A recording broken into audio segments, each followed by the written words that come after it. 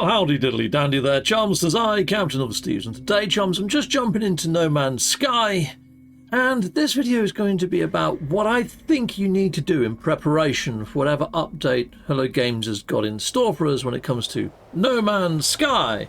So let's jump on over into game.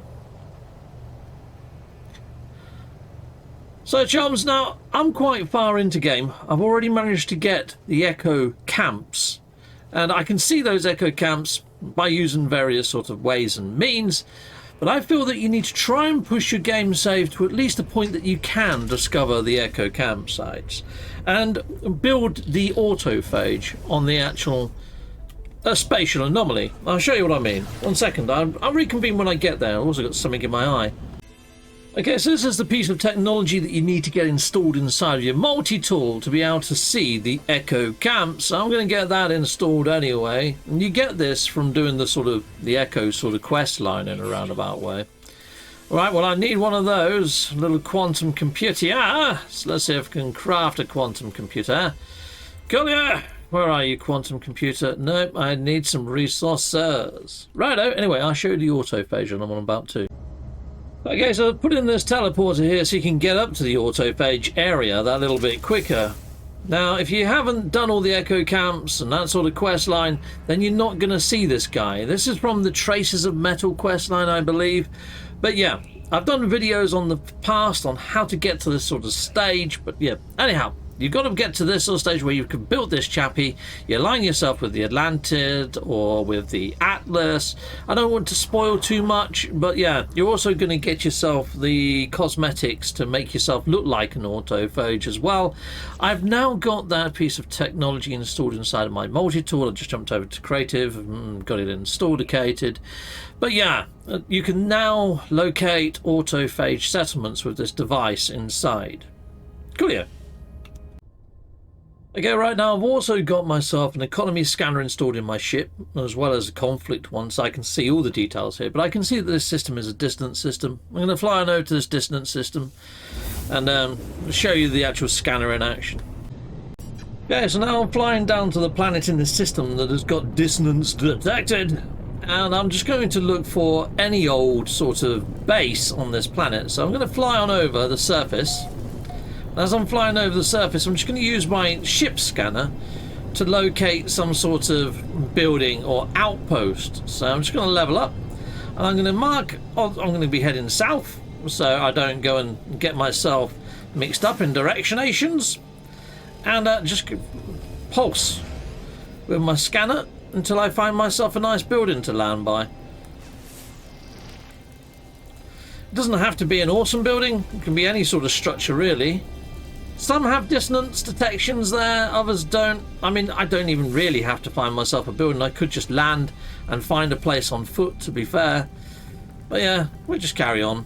And I'll let you know when I find somewhere decent to land. Okay, well, it's not really that decent to land, but you know what? Who cares? I'll just land here anyway. It's the first building sign that popped up. Not that it really matters. I would have liked to have had some sort of beacon there, some sort of like little area where I can sit, but let's just see if there's any dissonant here, shall we? Let's just scan. Boom. There we go. There is some dissonant here, and there's a load of these autophage chaps here, which is nice. They're pretty darn cool. There we go. We've got a little construct here. And you know what? What I'm going to do is, because I'm fairly sure that we might need to come to a dissonant camp if they do things for the autophage or expand this storyline any further than what they've already done.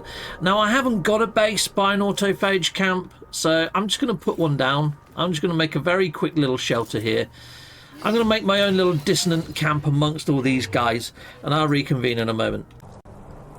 Well, I've built myself a very small little camp, and I'm just going to upload this base. So, if there is any sort of continuation on from, say, the quest line for the autophages, then hopefully I'm in the right place. Autophage camp. It's on a dissonant world as well. I just put this. There we go. And I do. And enter. And I'm going to upload that base. Lovely jubbly. Done, dilly, and done. So at least I've got a base right by a distant camp now, and hopefully, if there is a continuation on, I'm in the right freaking place for it. So that's kind of what I'm looking to do. Also, this planet isn't all that big, the base isn't all that big. I think this is a fairly decent place to have a save, and to actually, you know, save my game here as well. It's not littered with bases, it's not a complex area, it's got a tiny whiny little base by me. So I think this is a good place to have my save, which is something that I like to do whenever I think there's going to be a big update on the horizon. Now, I also don't know whether this is going to be a Mahusive update. Sean of the Murrays, whenever there's going to be a really big update, he uses the gib emoji. If you don't know what the gib emoji is, I'll put an example up on the screen right there. But he done it during Worlds Part 1. We also haven't seen him use the emoji and construct a cowboy out of it. Whenever he does that, I think that's when we're going to see an expedition. And he hasn't done that yet either. Now, it's still early part of the week. What are we, Monday right now? I don't think we're going to see an update until Wednesday at the very earliest. Now, there has been times before where Sean has dropped the emoji and then we've waited for a good 2 weeks before we've actually seen the update drop. That could happen. I mean, we have got the expedition running, and that expedition runs till the 4th or 5th of February. Yeah, there's people saying in-game it's telling them the 4th, and on the actual website it says the 5th. So it could be that we don't actually see anything happen until after the expedition ends. And as we know, they like to put out updates on a Wednesday, like midweek. Let me have a look which date falls midweek around the 5th of February. 1 second. Okay, well, chums, the 5th of February is actually on a Wednesday anyway. I don't know if you can see that. It's actually on a Wednesday. So I think they've timed things reasonably well. Maybe it's all part of their cunning plan. If they have got a cunning plan, they probably haven't. But anyway, now to get to the stage where you can find these echo camps, you can just jump onto Google and type in, how do I find the echo camps? And it lists it all out here. So there are a few sort of prerequisites in a roundabout way. There's a few missions that you've got to do before you get to this stage. And I think doing the Traces of Metal is one of those. And also doing the Purge and completing the Galaxy. I think that's also part of it. Oh, we just got a new subscriber. Runa J. Thank you for joining. Heck yes, thank you for being a subscriber. Nice one, thank you. But yeah, the main quest to complete is those who returned. They who returned. And it says that just right there, down at the bottom there. So you've got to break the seal at the Hermetic camp at least once and complete the quest, They Who Returned.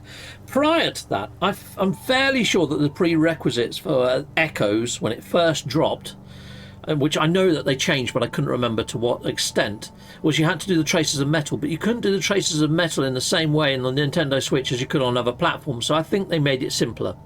So forgive me if I'm a little bit hazy on exactly how you get the Echo Camps to unlock, but according to Google, and according to the latest updates here, you have to do the quest They Who Returned. Right, so let's see what the trigger points is for They Who Returned, because I'm fairly sure I had to do something prior to that. I think it was either the Purge or the Traces of Metal. They Who Returned, No Man's Sky. Here we go, this is it, yeah. So there's the prerequisites right there. You've got to have done the Purge story mission. It doesn't look like you've got to do the Traces of Metal anymore, or if you do, it's been removed from here. But I did do a playlist on my PC save prior to Christmas, and I did get my PC save all the way up to this point, because I was kind of thinking maybe if we got endgame content before Worlds Part 1, I'd done the same thing then. And I think I actually built a base by an autophage campsite on my PC save. I know I haven't got one on this Cloud Legacy save, so there we go. Now it's done. All good. Anyway, I think I'm in a good position to end on off.